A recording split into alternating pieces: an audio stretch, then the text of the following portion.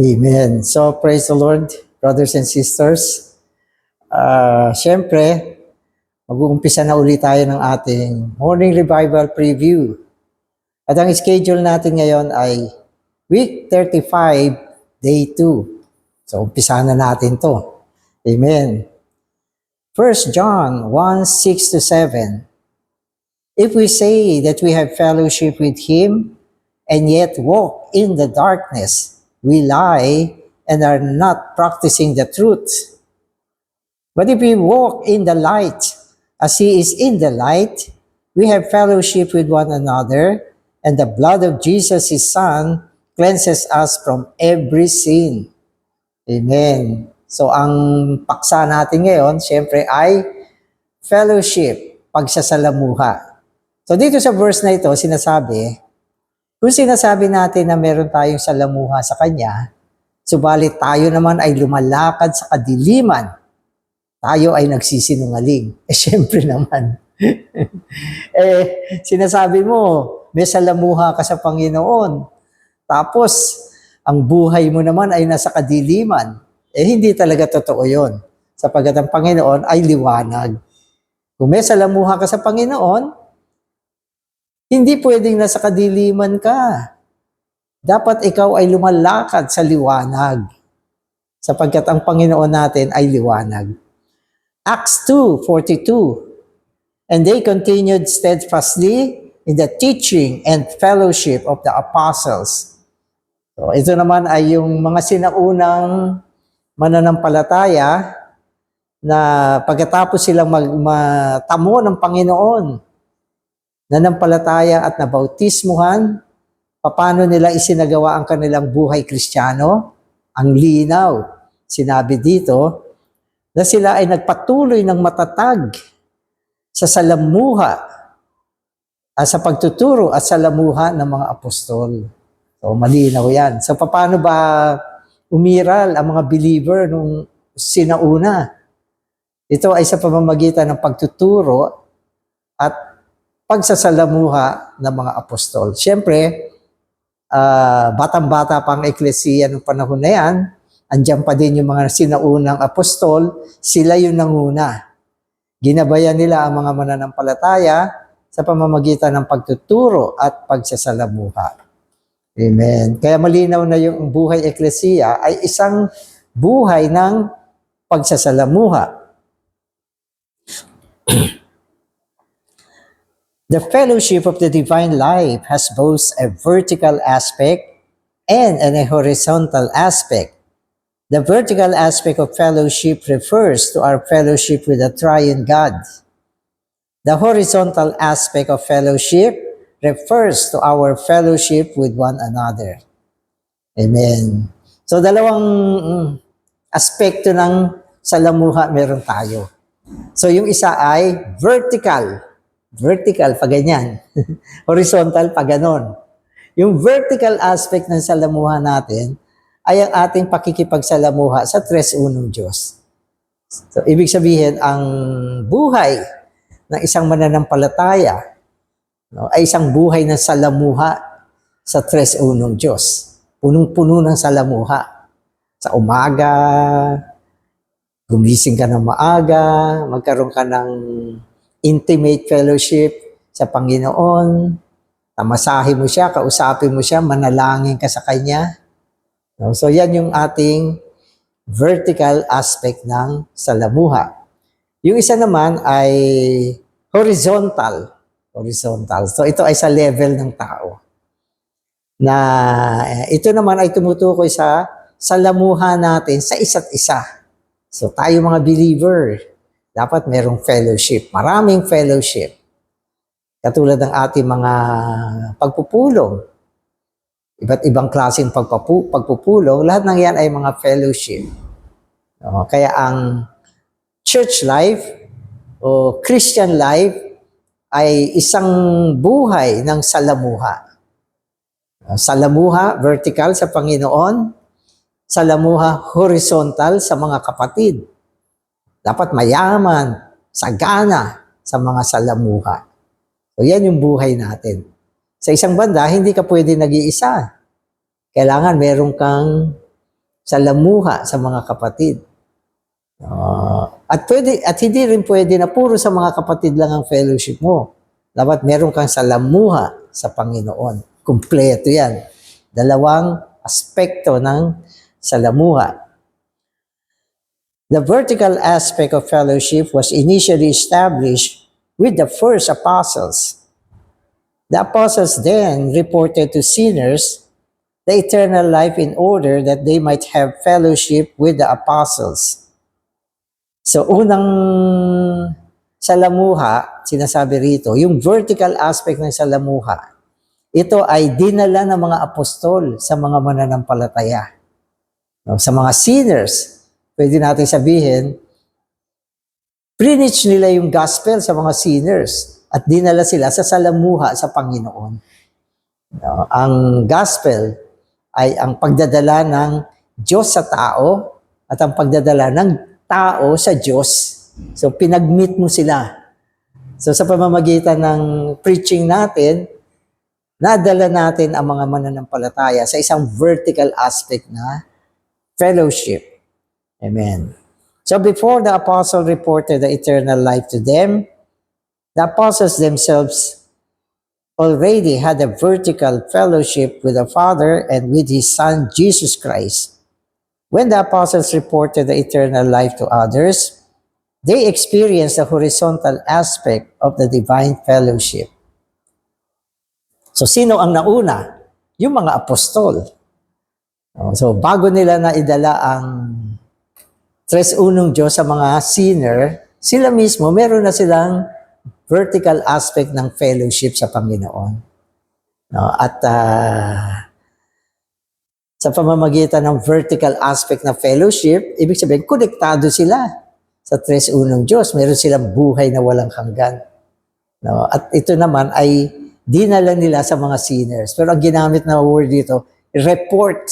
Ni-report nila sa mga sinners. Pero ang ibig sabihin niyan, preach nila yung gospel sa mga sinners. At kung nag-preach ka ng gospel sa mga sinners, ano ang dinala mo sa kanila? Ang buhay na walang hanggan. Upang sila rin ay magkaroon ng vertical aspect ng fellowship. So today's reading na ako. Both aspects of the divine fellowship are closely related. Therefore, it is difficult to say with which aspect comes first. If you do not have the proper fellowship with the Lord, it is difficult to have fellowship with your fellow believers. In the same way, if you do not have the proper fellowship with your fellow believers, it is difficult to have fellowship with the Lord. O ito, dapat malinaw tayo rito. Sinasabi sa atin na ang fellowship natin ay dalawang aspect. Vertical with the Lord. Horizontal with the believers. So, sino yung nauna? So sabi niya, mahirap sabihin. Kasi connected yan dalawang fellowship na yan. Alam niyo, hindi pwede na ang fellowship mo ay vertical lang. Kapag may problema ang horizontal fellowship mo, magkakaproblema yung vertical fellowship mo. At pag may problema naman yung vertical fellowship mo, magkakaproblema pag may problema yung horizontal fellowship mo, yung vertical fellowship mo magkakaproblema. Kaya kailangan buo pareho para parehong umiiral. Halimbawa, may problema ka sa Panginoon. May problema ka sa Panginoon. So, hindi maganda yung salamuha mo sa Panginoon. Maaapektuhan din yung fellowship mo horizontal sa mga kapatid. So, ganun yan. Halimbawa naman, may problema ka sa mga kapatid. May problema ka. Yung fellowship mo horizontal, may problema. O baka may nakaaway ka. Magkakaroon din ng problema yung iyong vertical fellowship with the Lord. Kaya, kailangan parehong ayos para buo ang fellowship mo vertical at horizontal. So, hindi pwedeng isa lang sa madalit salita. If we do not have a proper relationship with those around us, it is difficult to have a good fellowship with the Lord vertically. The reason for this is that the divine fellowship is one fellowship. Most of us may think that we daily start this fellowship according to vertical aspect, followed by its horizontal aspect. Most of the time, however, this is not our experience. Since most of us have spouses, other family members, or roommates living with us, our fellowship usually begins in a horizontal manner.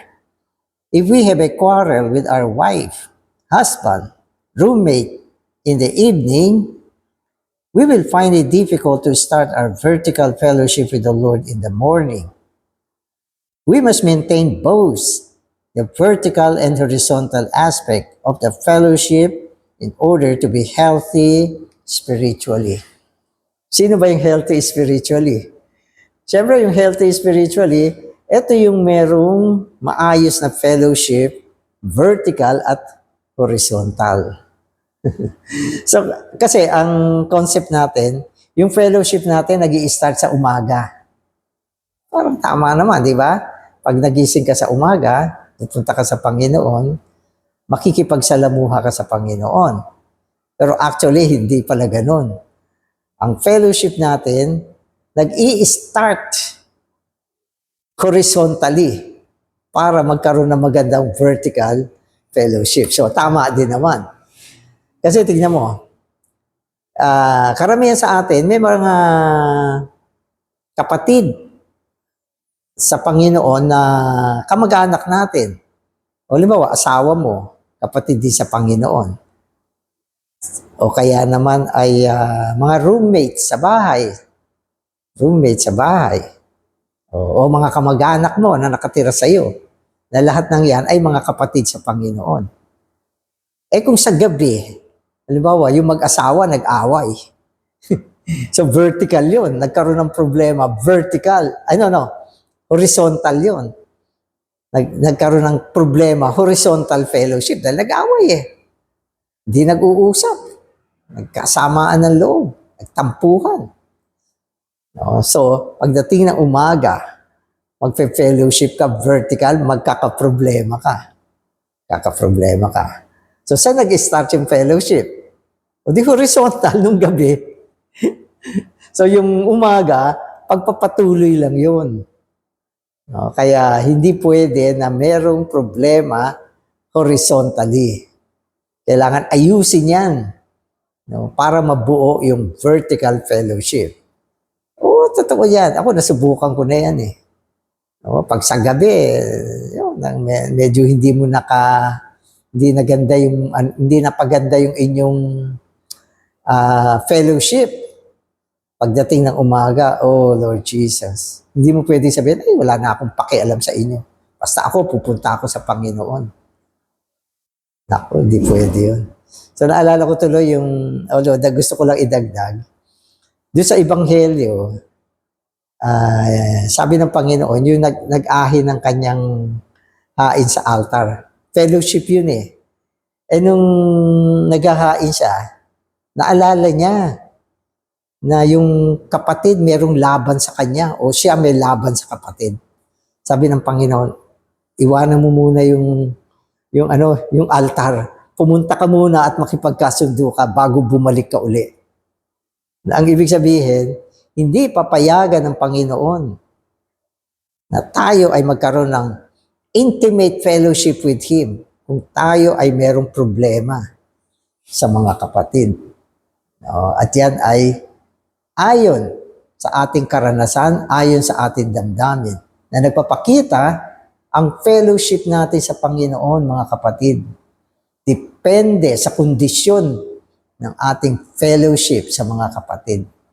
Kaya alagaan natin yung ating relasyon sa mga kapatid.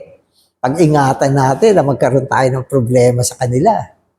Pero kung sakali naman na hindi natin maiwasan nagkaroon ng alitan, pwede namang ayusin yan eh.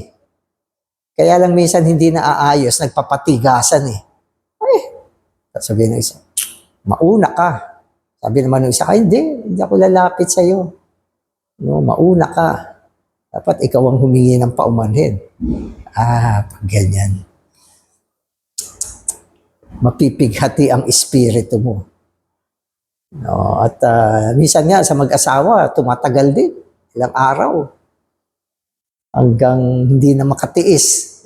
Nagkakasundo na. Pero minsan sa church life, meron akong alam.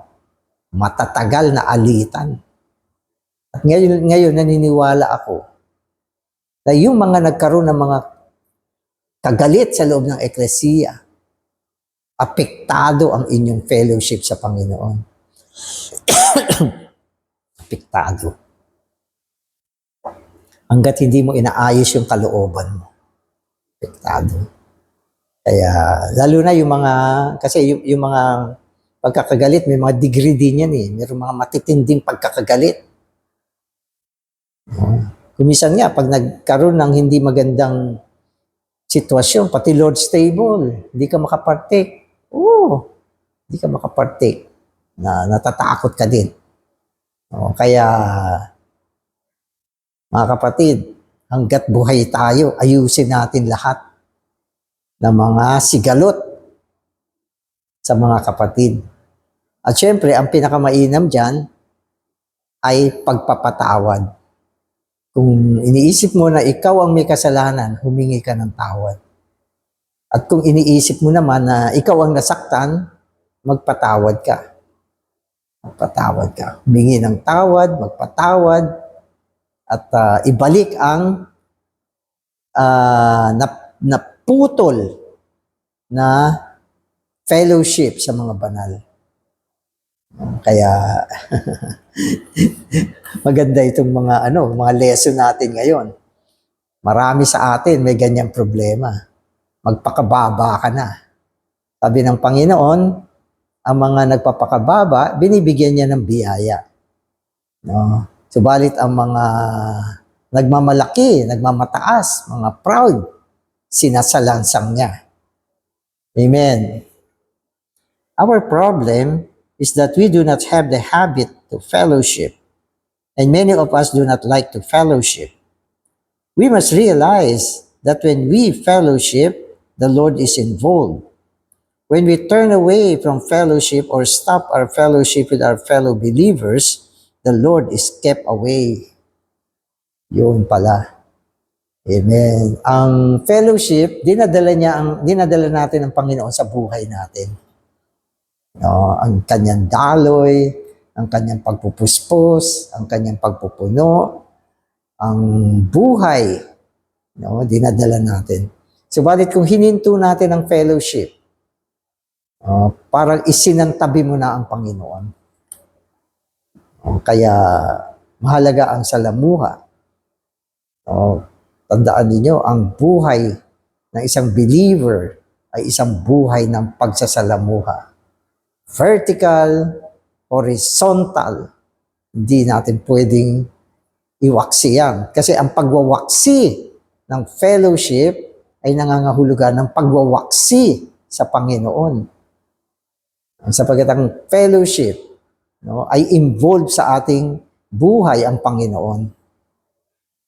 So, hindi pwedeng mawala. Amen. Amen. So, we should try to have fellowship with our fellow believers as much as possible. This divine fellowship not only corrects us, it also molds us and even reconstitutes us.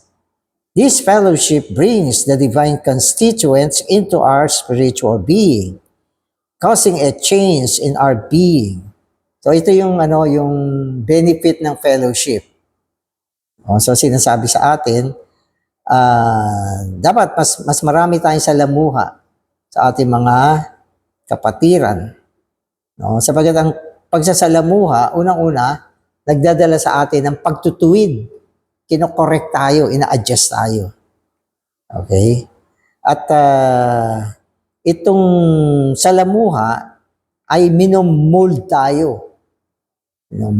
Tayo ay minomolde. Ibig sabihin, nagkakaroon tayo ng hubog, hinuhubog tayo. Okay? At tayo ay nire-reconstitute, binubuuan tayo ng Panginoon sa pamamagitan ng salamuha. Dinadala niya ang dibinong kabuuan tungo sa ating spiritual na katauhan. No? At ito ay nagdadala ng isang pagbabago sa buhay natin. Pagpapanariwa, pagtutuwid, no? Pagkokorte, no? Lahat ng kailangan natin, maski na paglago sa buhay, no? Pati ang pagdadagdag ng elemento ng Diyos tungo sa atin, ang pagpapanariwa. Mga kapatid, lahat yan ay dinadala ng salamuha ng buhay. Sapagat sa pamamagitan ng mga salamuha, ang Diyos ay naia-apply sa atin. Kaya, sa tingin ko, hindi talaga pwede mawala ang salamuha. Nakakalungkot, yung mga iba, hindi nagpapahalaga. Hindi nila pinapahalagahan ang kahalagahan ng salamuha. Amen. The divine fellowship is the reality of living in the body of Christ. So maganda to.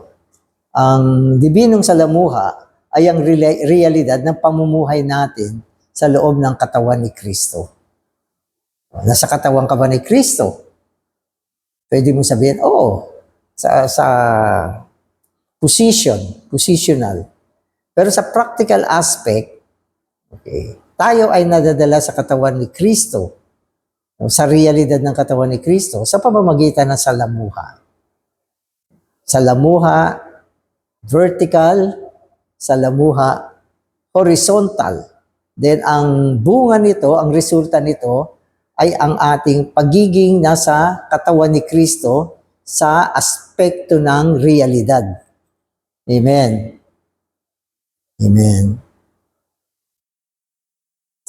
In Revelation 22:20, the Lord Jesus said, I come quickly, but it has been nearly 2,000 years, and the Lord is still not back.